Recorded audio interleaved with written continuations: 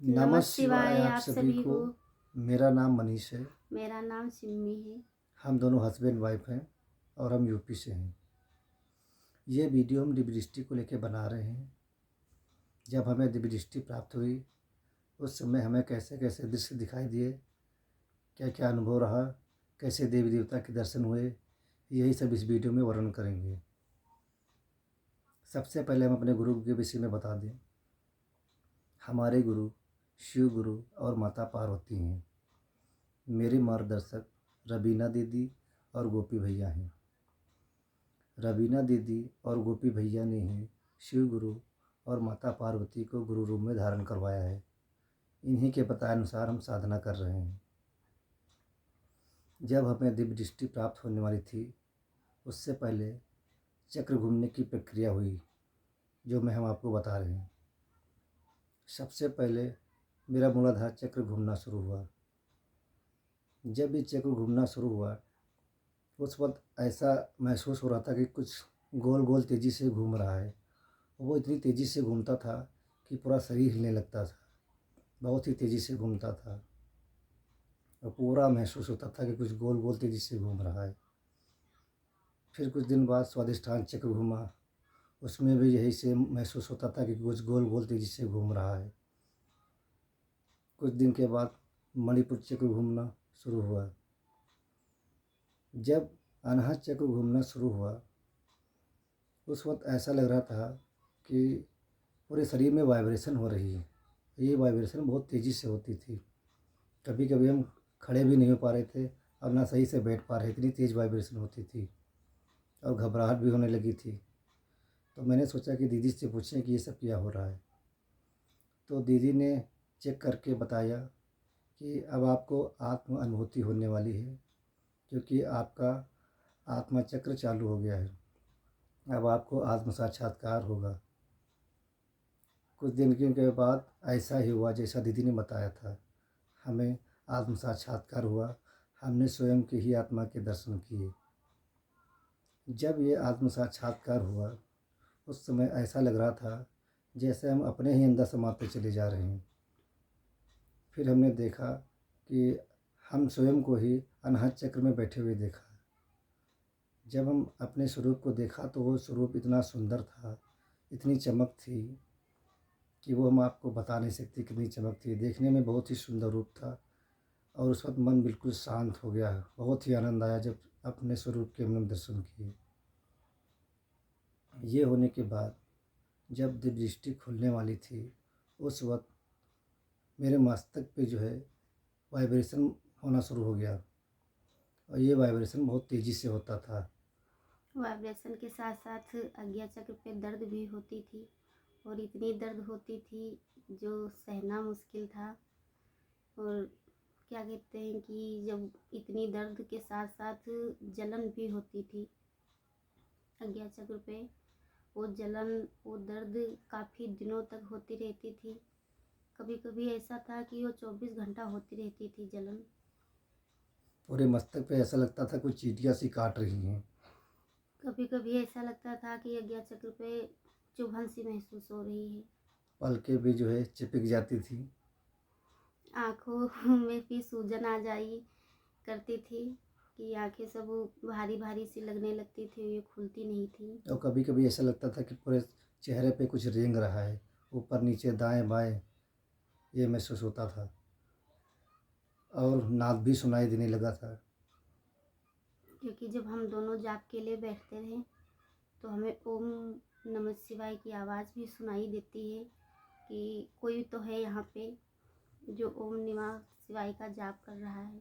तो ये नाद अंदर ही अंदर चलता रहता था और उस वक्त बहुत ही आनंद आता था। कभी कभी ऐसा लगता है हम दोनों को कि डम की धुनी सुनाई दे रही है, कि कहीं डमरू बज रहा है या शंख बज रहा है, उनकी भी धुनी सुनाई देती है हम लोगों को।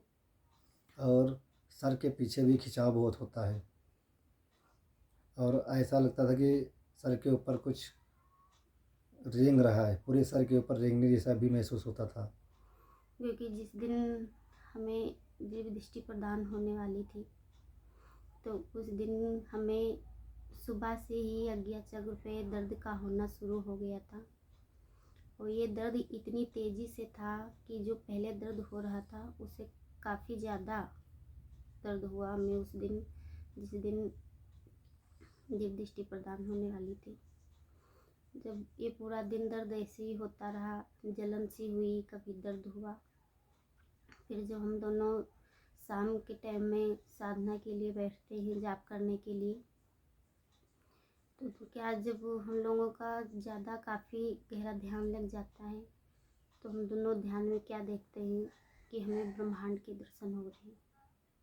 हमने सबसे पहले ब्रह्मांड के दर्शन किए, फिर हमने लोगों की यात्राएं भी की, सूक्ष्म चीज़ों को भी देखा, वो सूक्ष्म चीज़ें जो हमें इन आँखों से नहीं दिखाई देती हैं। गणों के भी दर्शन होते हैं, देवी देवता के भी दर्शन होते हैं, माताओं के भी दर्शन होते हैं। इसी तरह से जैसे जैसे हमारी साधना बढ़ती गई, इसी तरह से हमारे अनुभव भी आगे आगे बदलते गए। फिर जिस दिन हमें दिव्य दृष्टि प्रदान हुई उस दिन हमें शिव गुरु माता पार्वती के दर्शन हुए। शिव गुरु माता पार्वती के जब हम दोनों को दर्शन हुए तो बहुत ही सुंदर उनका रूप था, बहुत अद्भुत रूप था शिव गुरु माता पार्वती का। क्योंकि क्या कहते हैं कि जिनकी प्रतिमा इतनी सुंदर वो कितने सुंदर होंगे। तो सच में बहुत अद्भुत रूप था शिव गुरु माता पार्वती का, बहुत ही सुंदर थे वो, क्योंकि उनका वर्णन हम नहीं कर सकते कि कैसे अपने इष्ट का वर्णन करें, क्योंकि इतने सुंदर थे वो देखने में। कुछ पल के लिए तो मैं सब कुछ भूल गई और मेरे मन में, मेरे हृदय में बस यही था कि जो मेरे जीवन का लक्ष्य था, जो मेरे जीवन का उद्देश्य था, वो यही है। सारी मोह माया छूट जाती है, सारी मोह माया छूट जाती है और ऐसा लगता है कि ये जो संसार है ये हमारा नहीं है और हमें इन चीज़ों से कोई मतलब नहीं, क्योंकि इतने आनंद आता है, इतना शिव गुरु माता पार्वती के दर्शन करने में।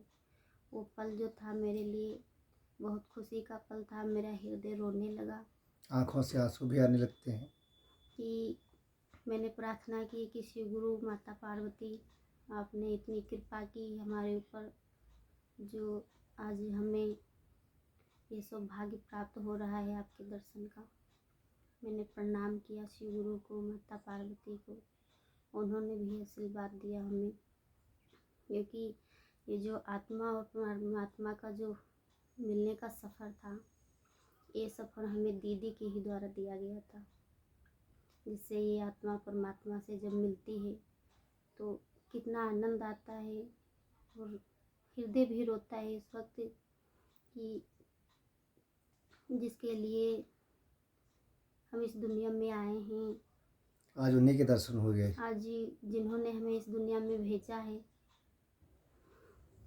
शायद इसीलिए भेजा था हमें, क्योंकि जिनको आत्मा पुकारती है, बार बार आवाज़ करती है, जिनके लिए हृदय रोता है, आज वही परम पिता परमात्मा मेरे सामने खड़े हैं और मैं उनके दर्शन कर रही हूँ। बहुत सुंदर रूप था शिव गुरु का। तो ये जो आत्मा और परमात्मा का मिलन का जो सफ़र था, ये हमें दीदी के ही द्वारा बताया गया था। इसीलिए हम दीदी के भी चरणों में प्रणाम करते हैं, क्योंकि अगर दीदी हमें ये मार्गदर्शन ना देती तो शायद हम इस लेवल तक नहीं पहुंच पाते और ये आत्मा और परमात्मा का मिलन नहीं हो पाता। अब हम आपको बताएंगे कि जब देवी के दर्शन हुए तो उनका स्वरूप कैसा था।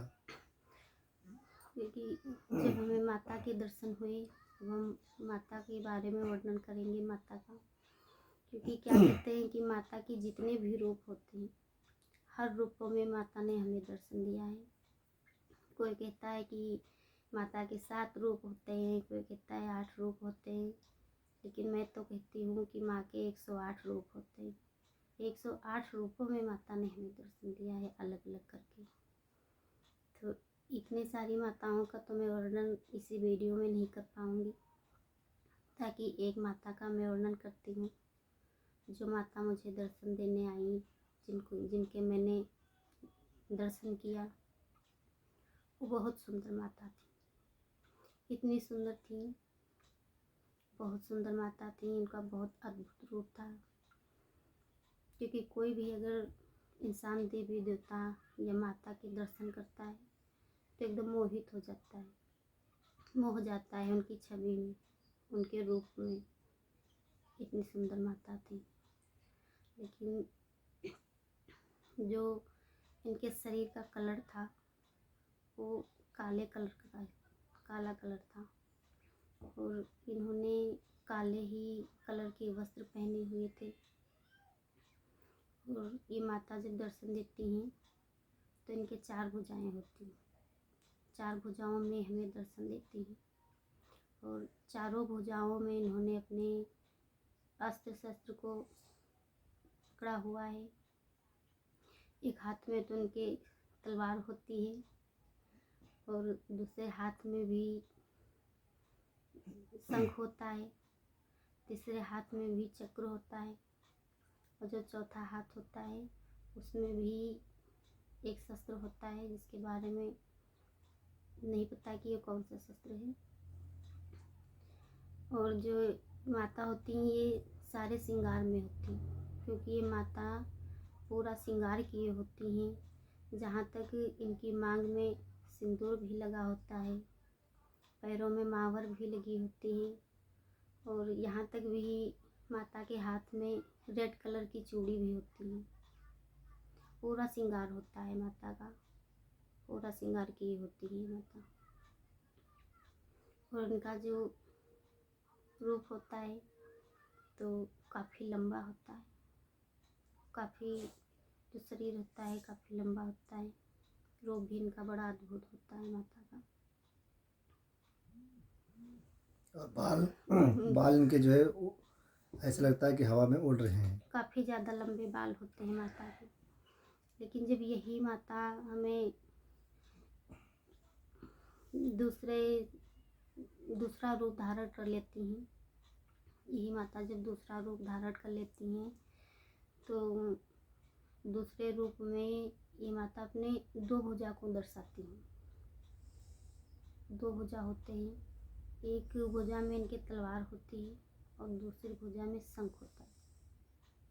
और ये जब माता दर्शन देती हैं दूसरे रूप में तो काफ़ी ज़्यादा ये क्रोधित हो जाती हैं, काफ़ी ज़्यादा ये क्रोधित होती हैं।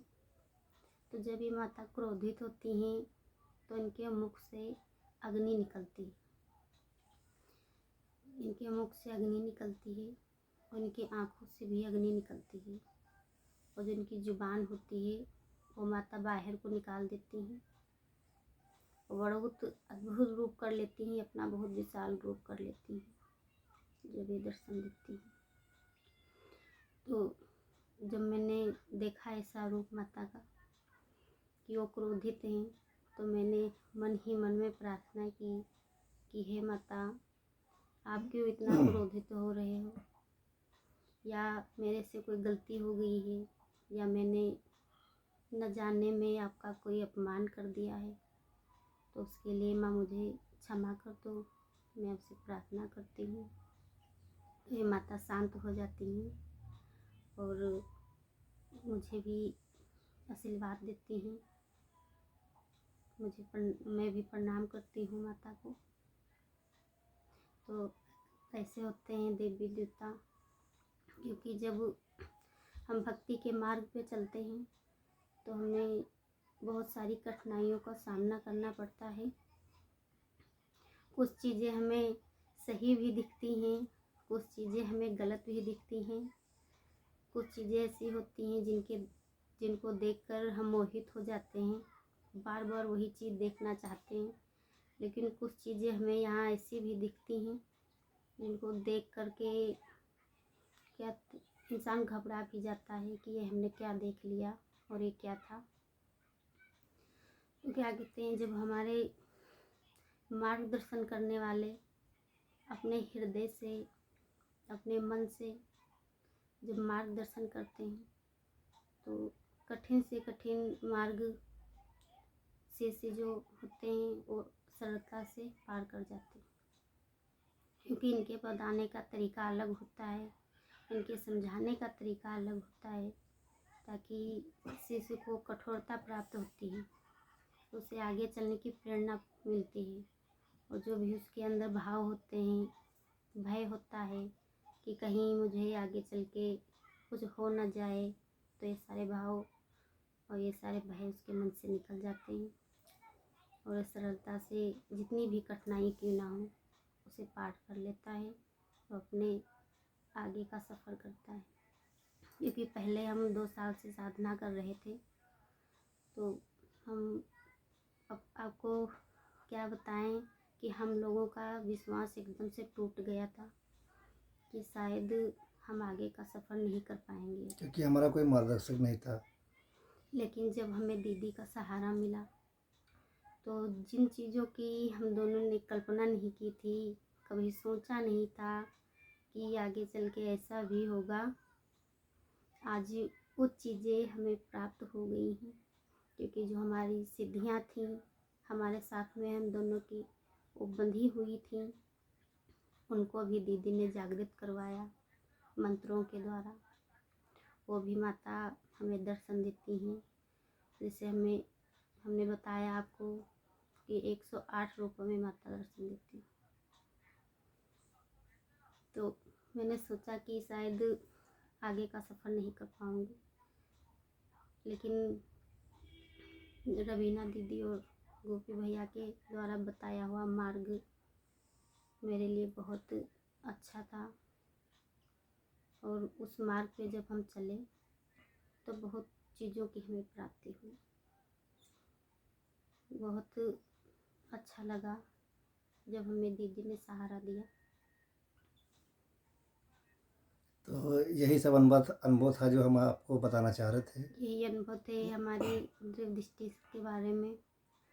अब हमें श्री गुरु माता पार्वती के द्वारा जो दृष्टि प्रदान हो गई है, अब हम हर एक चीज़ें देख सकते हैं, चेकिंग कर सकते हैं लोगों की नेगेटिविटी की या फिर किसी भी तरीके की। तो आप लोगों से मेरा यही निवेदन है कि अगर आप लोग भी भटके हुए हो तो महादेव की महिमा के चैनल से आप जुड़ जाओ, आपको आगे चलने की प्रेरणा मिलेगी, सही ज्ञान मिलेगा। सही ज्ञान मिलेगा। वो आपके मन में जो भय है कि आगे मार्ग पे चलेंगे तो हमें कहीं कुछ हो न जाए, ऐसा सारी भाव समस्याओं है, का समाधान होगा। ऐसा भाव है मन में कि कहीं मुझे कुछ हो न जाए, ऐसा भाव बना रखा है, ऐसा भय बना रखा है, तो आप इस चैनल से जुड़ जाओ, सही ज्ञान मिलेगा आपको, सही मार्ग मिलेगा, जैसे कि हम लोगों को मिला है। आज हम लोग बहुत खुश हैं, इतना खुश हैं कि इसका वर्णन करें तो कैसे करें, बहुत खुश हैं हम लोग। तो आज के लिए बस इतना ही था। बाकी हमारे और जो अनुभव हैं वो हम नेक्स्ट वीडियो में बताएंगे। नेक्स्ट वीडियो में बताएंगे। तब तक के लिए नमः शिवाय। शिव गुरु की सदा ही जय हो, सदा ही जय हो, सदा ही जय हो।